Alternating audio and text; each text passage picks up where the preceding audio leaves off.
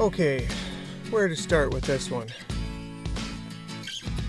So remember back on Wednesday of camp week where we went and rushed to go get a COVID test so that Saturday when I left the airport early in the morning, I would have my results. I think it roughly equaled out to like 65 or 66 hours from the moment I took the test to the flight. So within my 72-hour window to have a negative COVID test that's still valid, and enough time that they should have the results long before then. It's typically 24 to 48 hours for these tests. So that was a lie. For the last 24 to 48 hours, I've been watching the results on what took me hours of online sleuthing, as well as at least an hour on the phone with some customer service reps to get down to what's actually going on with my COVID test that I took at a pharmacy that was a self-test, and apparently they send it away to a separate testing facility. Not unexpected, but this is what was unexpected. The separate testing facility, we did the test in Maine, right? The testing facility is in Tennessee. So that took some time. That put some time on our time clock. And so much so that for the last while I've been waiting for my test results through this portal, again, that I sleuthed out, that I found this patient portal where you put in your vial number, which I had to get through the phone from the pharmacist, look up my records to get the vial number, went through some emails as well. You plug that in and it tells you whether or not they've received it and whether or not it's in the queue to be tested. And it had been in that queue for like over 30 hours by the time that I was waiting at the Portland, Maine airport to leave in the morning. I'd got up on Jocko time like 4:10, 4:20 in the morning and rushed an hour and a half away from camp. Got a ride from a member of Origin, Nicole. She was gracious enough to wake up that early to take me. And when I got there, I checked my phone. Once I was on Wi-Fi, still waiting for results. I had about an hour before my flight, and I was checking incessantly every 10 minutes. I talked to the lady at the bag check-in. She said, I absolutely can't let you on without your results. You have to wait. And if you don't get results, you're not going to be on the flight, and you're going to have to take another test. So the test that I had taken in time back on Wednesday didn't appear on time on Saturday. And so now here I am having to cancel my flight that had been booked weeks in advance and go get another test on the presumption that this time it will appear within 2 to 3 days, which is what I need before I'm even allowed back in Canada or allowed to get on a plane going to Canada. So I was panicking. I didn't know what to do. It was super frustrating. I had just gone through the rigmarole of making sure that I got the test done and I just needed results. And that was too much. The system broke down partway through, and it wasn't my fault, but I had to deal with it. Not just on the replanning and, now my family's not going to see me the day that I told them I'd be back. But, it's a lot of money. All of a sudden I'm thinking, man, I'm stuck at an airport with no flight, no test. I got to look up and book another test. I got to take an Uber or a taxi over to the facility, get tested, take another one over to a hotel, more money. And I start looking up hotel prices, and they are insane in Portland, Maine. They're insane. They make no sense. Like a basic Hotel 6 would cost like $400 a night. So again, I'm like, man, I'm losing money on the flight. I'm losing money on the Ubers. I'm losing money on the test. It was $175 to get tested this time. The first time it was free. And you know what they say, you can have something either free or you can have it fast. You can't have it both. And it seems to be the case. I had talked to these people, told them my plight. I'm like, if I'm going to go get a test with you guys, I have to know. I have to know for sure, guaranteed, that I'm going to have results within that 24 to 48 hours so that I'm good within that 72-hour window to take my flight.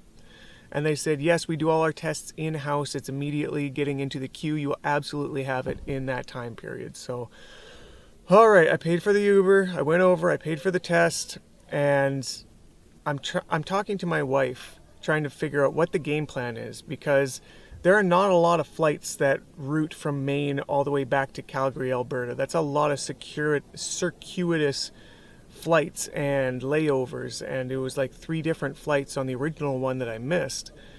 And she's looking at the price of these hotels, and she's not finding anything better. I was talking to the Uber driver on the way from the airport to the test, and he confirmed that the prices are outrageous in Portland, and it's just a seasonal thing. I asked him, is there a giant event going on where everything's booked up? He's like, well, there's some events, but honestly, even if there wasn't, it's crazy over the holiday times. They book up, and the prices are insane, anywhere from $400 to $1,000 a night. I'm like, man, this is ridiculous for this tiny little town in Maine. So I was talking to my wife, and I'm like, what do we want to do about this? Because this is going to be an extra expenditure. It's going to be extra time, no matter how we go about it. And she thankfully had a brain in her head. I got up at like 4:20 in the morning, but I didn't go to bed till like 1:30. So I'm running on like 3 hours of sleep, and I can't deal with this. I can't deal with all this nonsense. It's just not making sense. It's super stressful. I'm panicking constantly, trying to figure out, like, am I ever going to get home, and how? And she came up with a brilliant idea of instead of getting a hotel and spending all that money for at least a night, maybe 2, like this could be $400 to $800 just to sit around to pay for another flight back to Canada. She said, for that price, why don't you just get a car, get a rental, and drive to a major port? Drive to somewhere that has a lot of traffic that comes and goes from Calgary. And I thought, that's brilliant, actually. That's really smart. And I started doing the Google Maps thing and figuring out how far different locations were, major hubs. I did some searching on that. And between her and I, we decided we're not going to go to the closest ones. We're going to spend the time that it takes between 24 to 48 hours that I'm waiting for my test results anyways. We're going to use this car as both a means of transportation as well as a makeshift hotel that I can take sleeps in and naps in, and go for a real road trip, something that takes a day or 2. And we did. We got the car, and it is going all the way from Maine to Las Vegas, Nevada. So this is going to be that journey. Fully unexpected, completely out of the way, but long before I ever thought we'd be doing the US tour thing, I guess I'm already doing it. Just all by myself this time. Oh, I forgot one more thing before we hit the road. Took some of these from camp. It's go time.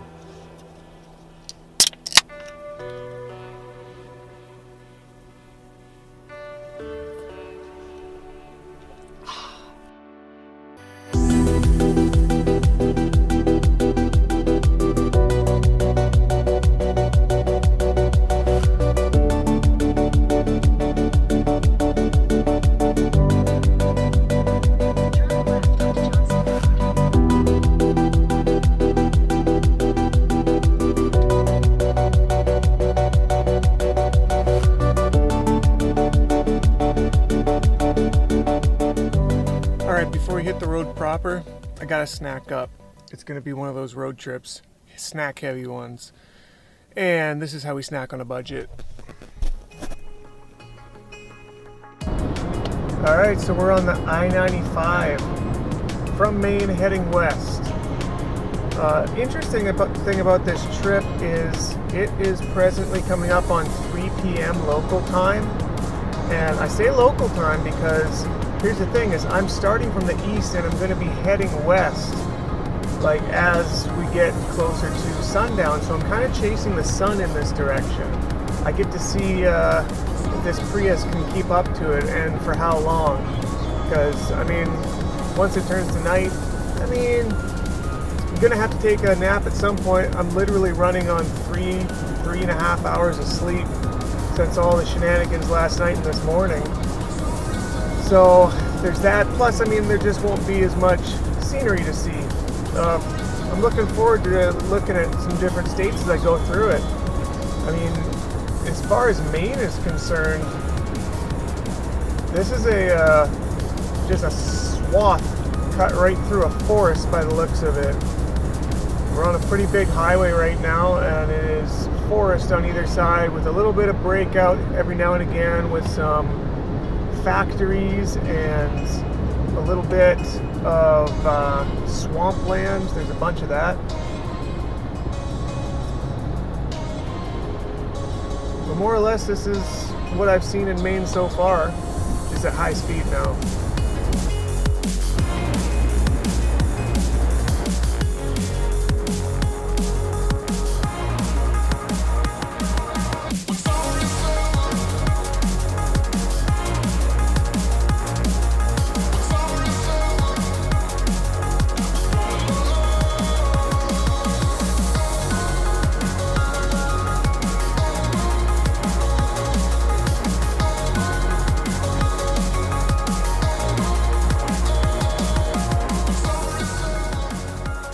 Just running a little quick maths.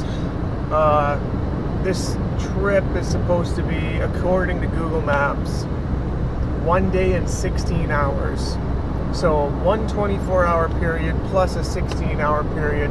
We're talking 41 hours of driving. And I rented this car for 48 hours.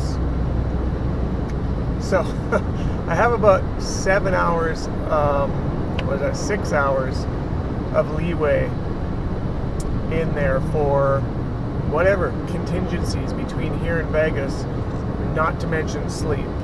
And might I remind you, I haven't had a lot of that lately. So it's kind of like an Ironman marathon of sorts.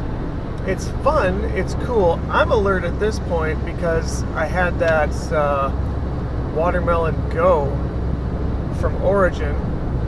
Highly recommend. Gives me a really good clarity. Way better than your typical energy drink. But I mean, any energy drink has a shelf life when it comes to effects on the body, and it's going to run out at some point. I don't think I can pound those the entire direction. So we're in this thing. It's going to take a little bit of mental fortitude to keep this beautiful hybrid on the road.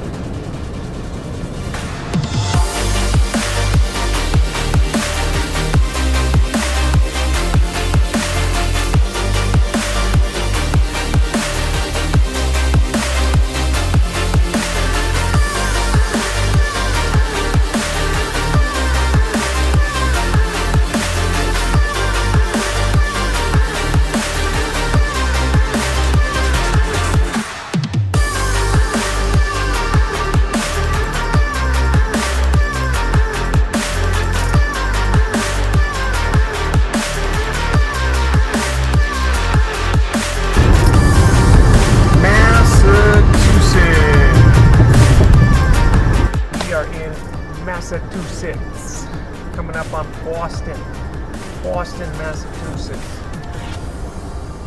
Traffic has immediately gotten worse, as well as the drivers. Just got cut off while I said that. Welcome to Boston.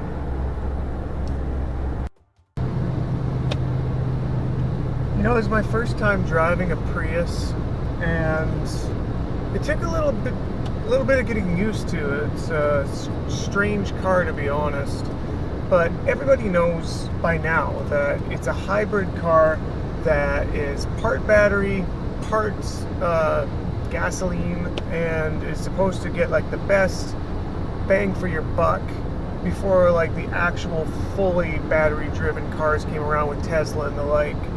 And I was kind of excited, to be honest, because I mean, I don't want to be spending the money I'm already spending on this trip at this point, so anywhere I can save dollars is good for me. And I figured, well, since it's a hybrid, I should be saving all over the place. This should be easy. We're going to save on how much fuel we burn. We're going to save how much money we have to pay to fill it up. So far, between Maine and Massachusetts, the gas mileage is fine, but they have got tolls on the I-95 like constantly. I think I've gone through 5 of them so far, anywhere from $1 to $3 a hit. Like, I don't know how long this goes on for, man, but if these tolls continue for the majority of the trip, I'm thankful that I had a little bit of cash with me, because the easy pay, which is the way that most of the cars around here go through it, again, costs a lot extra for this rental. They charge you an extra surcharge on top of that, so I want to try to not do that if I can. And the only other option is cash. So I go into the cash lane on these toll booths, and between $1 to $3, it's a surprise every time. And I have a little bit of cash left over from what was a stack of cash. I brought like $300 in US dollars down in my wallet, converted them in the bank in Canada, just to make sure, just in case. Like, sometimes cards don't work down here, they don't recognize my bank or whatever the situation was. I made sure I had some on the credit card, I made sure I had some in the bank, I made sure I had some on the hard bills in my wallet. And the first one that really sucked that down was that second COVID test. It cost me $175. And I used cash because I had it in my wallet. I figured it's the easiest way to do it. I hadn't had to really use any cash up to that point, so no big deal. I used some cash at the dollar store because we were grabbing those snacks, and figured I still got a fair little bag here. Sure, why not? And now I'm looking in my wallet every time I crack into it for all these tolls, and I don't know, man. Like, it's whittling down. If they start turning into $5 or $6 or $7, I don't know. Things will get hairy. I wonder how that's gonna go. I mean, worst case scenario, I can use the easy pay. Easy, just more to pay. And it's the whole moral of the story on this whole trip is trying to do all sorts of juggling, jostling, and circuitous routes to save dollars on what is this whirlwind US tour.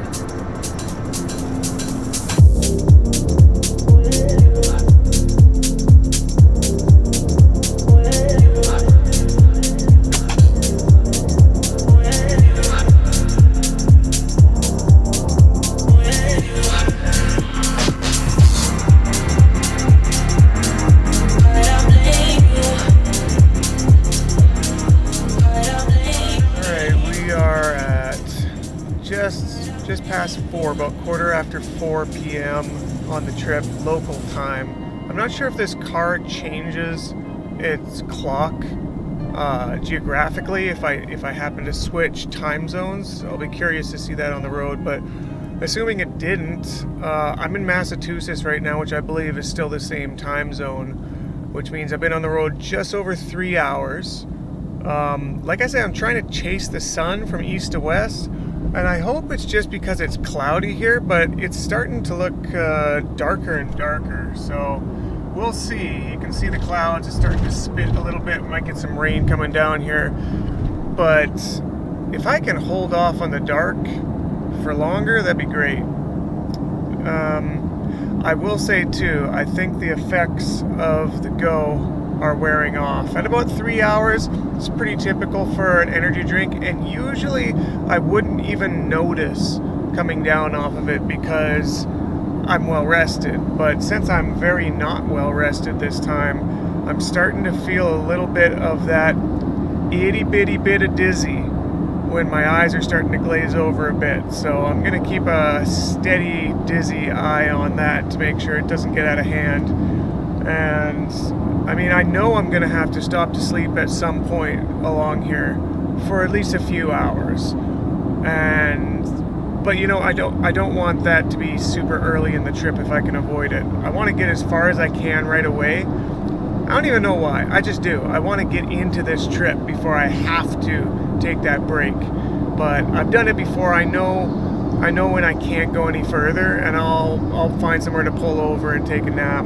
But we're only 3 hours in right now, a little better than that. It's a 40-hour trip, so I'm not even 10%. Come on, Drew, snap out of it. You can do this. You know, we're about 4.5 hours into the trip now, so over the 10% mark. I'm still feeling good, to be honest. I'm noticing a little bit more. I'm starting to zone a bit. I'm keeping an eye on that. But I got some podcasts going, learning about a whole bunch of stuff that I'll probably never use, which is good for keeping just a tiny bit of focus on something instead of just the white lines. Now, we are either coming up to or have just recently entered into the Albany area, closer to New York. But since Maine, all the way through till now, I'm noticing something that probably people that live down this area don't. I mean, they probably, why would they notice or think is strange? But it's very strange to me as a Canadian. Up in the north, our trees are definitely in the west side of the country, primarily conifers. So pines and firs, stuff that have evergreen needles and cones. Ever since Maine, all the way, has basically been somewhere between a 2 to a 4 lane highway that I'm driving down, one of these interstates, that looks like it's just a swath cut straight out of a deciduous forest. So the type of tree that will lose its leaves during the fall, they turn orange and fall off, that's deciduous trees. And it's so different because it's such a different kind of look to the tree. They kind of plume out and have this full body as opposed to cone up like your conifers do.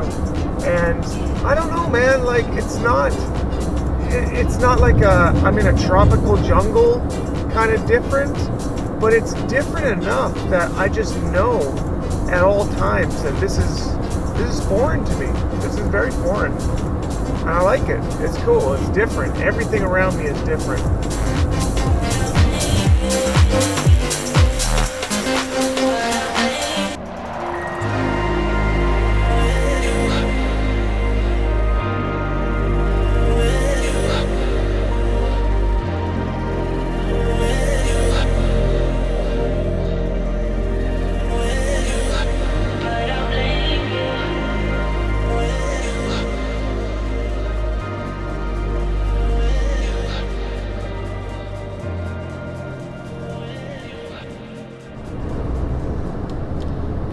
So here's something crazy that Americans may not realize, and Canadians probably do, is that there are so many things available food-wise down here in the States that you can't get up in Canada. I don't mean like wholesale different, like it's a totally different thing, but I mean the normal things that we're used to up in Canada are different down here. Sometimes it's more different flavors than we're used to. There's basically like if you got different flavors of something up in Canada, there's 10 times as many different flavors of the same thing. For instance, Pop-Tarts. I was in the grocery store with B Little while I was out before we went to camp, and I pointed out, I think it was like peach cobbler Pop-Tarts. Like, really? There's a market for peach cobbler Pop-Tarts that they need to be in every grocery store in Maine? I guess we don't have that market up in Canada.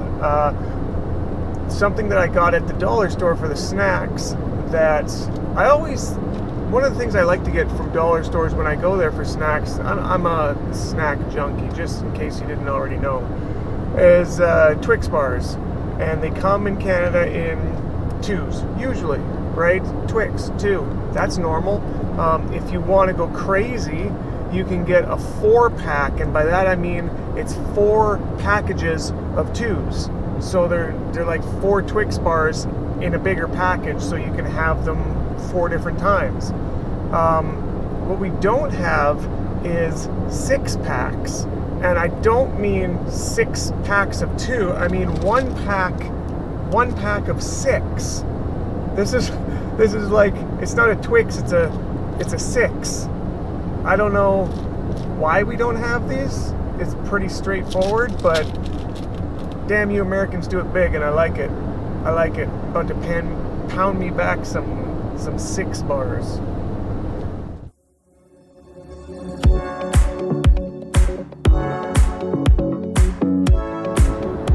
Well, according to the nice lady who's running my navigation system, welcome to New York. And I don't even think it was Taylor Swift. Here we are. We are in New York State. The state of New York. It's a state of mind, according to Jay-Z. We're here. And it's pretty green. Look at this.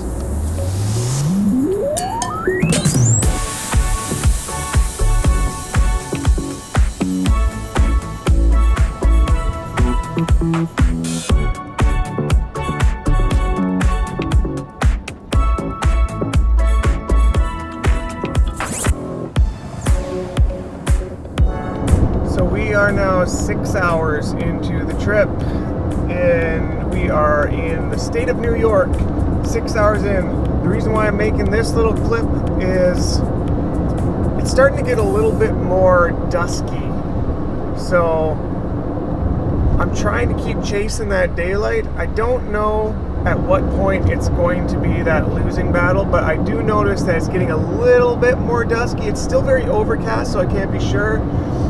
But the street lights are starting to come on every now and again, so I don't know at what point we're going to get that black of night coming, but by New York, it seems like it might be not too far out. Alright, we are at the 7-hour mark now. 7 hours into this thing. I'm coming close to that quarter of the trip mark when I hit that 10-hour-ish mark. Somewhere the GPS keeps changing. I wonder if there's construction or something. It was 40 minutes, 41, but we're making it. We're good. We're on our second go, our second Jocko fuel to keep this thing running, and boy, I am definitely feeling it. It has got me alert like crazy. So I think we're like a little under 200 miles away from Buffalo. I think we're going by it, not through it. I don't know. What comes after Buffalo? Buffalo's still in New York, right? So what's I think I'm crossing Ohio at some point, but there's something I'm missing. There's something between there.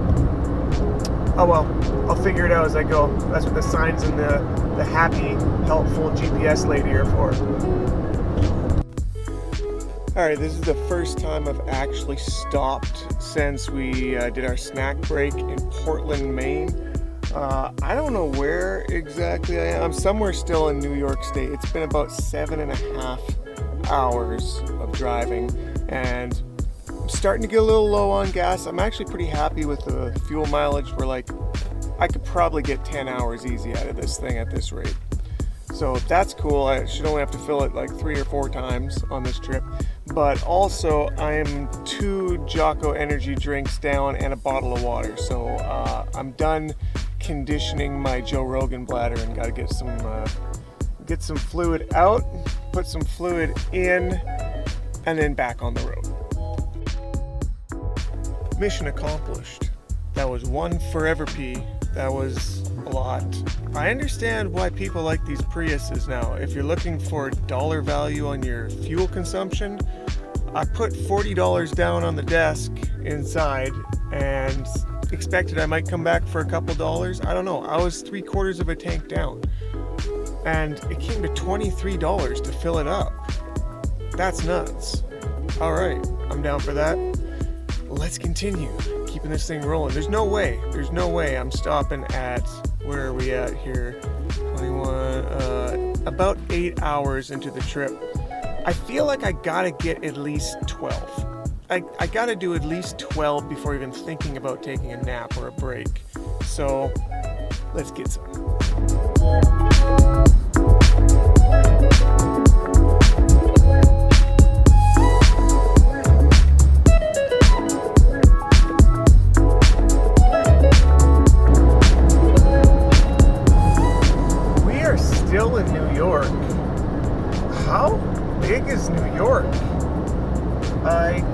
expect that New York was going to take this long to get through. It is now, we're hitting the 10-hour mark on driving. It is 23 o'clock according to this clock, which again, I don't know if it changes for the time zones or if I've even crossed any time zones for it to change, but I'm just assuming, all things being equal, we started, I don't know, to be honest, it's kind of getting blurry at this point, a lot. Here's the thing, when you're driving during the day, everything's new, everything's different. It's actually, I know that you're naturally more awake during the day, but it's also just more engaging. Whereas at night, pretty much everything's the same. You got lights, you got white lines, it's dark, there's silhouettes, it looks like night driving kind of anywhere. So it's starting to get blurry, to be honest. I don't know.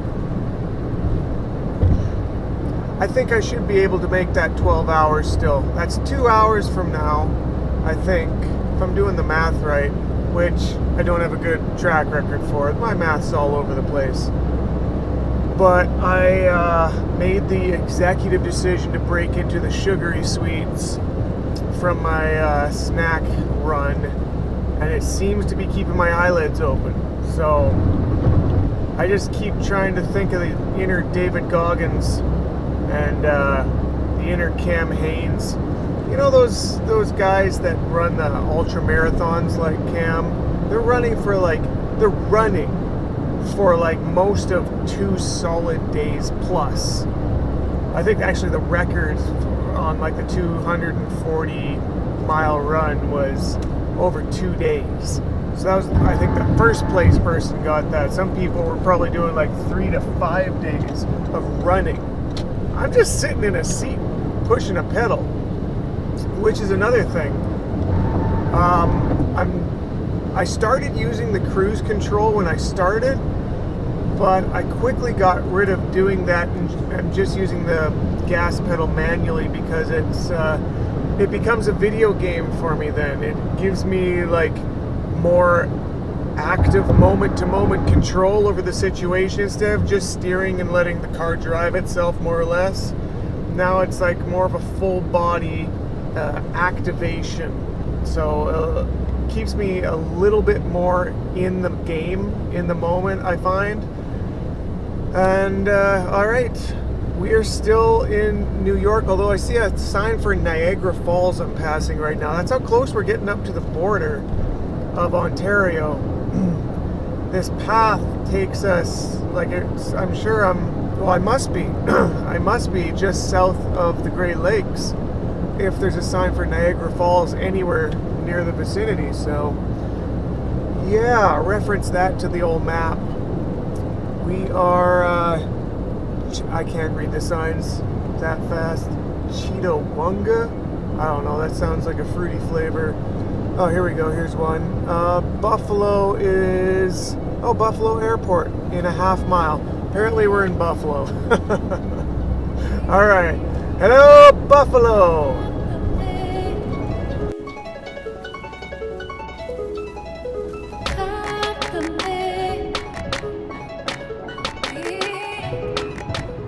My car keeps asking me if I want a coffee. I didn't know that was an option in here. But something about driving for 10 hours makes this car think I'm tired. I ain't tired. Let's do this. Let's go. It is coming up on midnight and we are about to flip a calendar day in a few seconds here. We're well past Buffalo. I haven't heard the helpful drivey lady tell me that I'm in a new state yet, but we are now at the 0 mark. Oh yeah, do they call that Zulu? I never understood that. We're at 000. The new day has begun on the epic Cannonball road trip. I think that's what I'm going to call this one. This is Drew's Cannonball Run.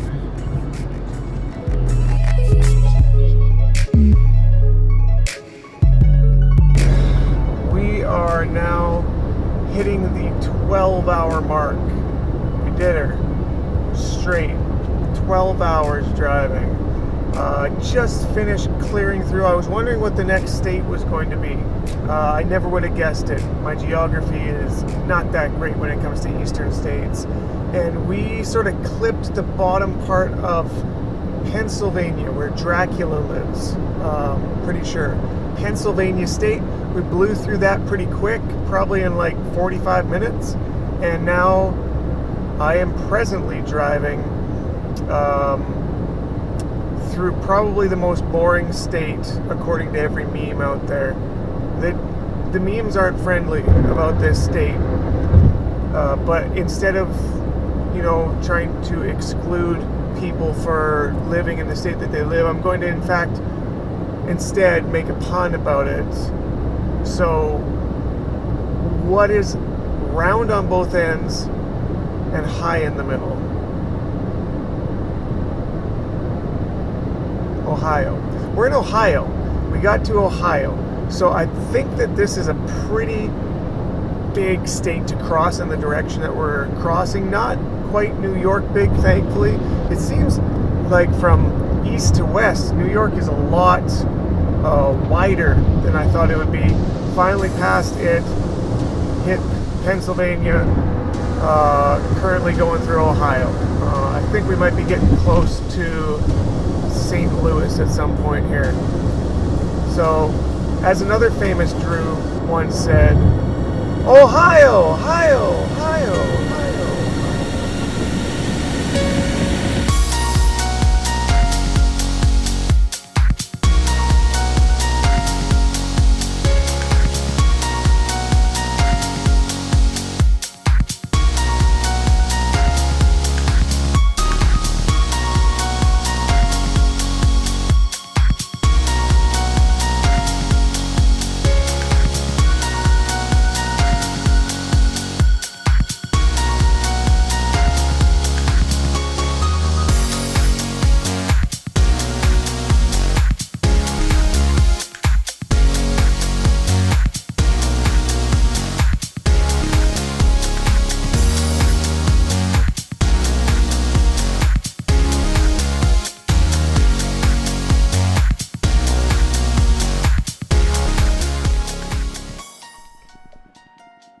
Alright, the time is about 2 a.m.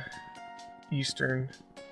I have pulled over in Cleveland at a Walmart to basically find a place to park that is well lit in a pretty decent neighborhood.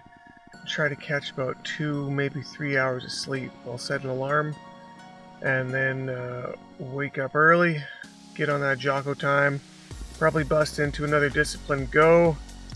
And away we go. We're gonna get this thing. Mission Las Vegas.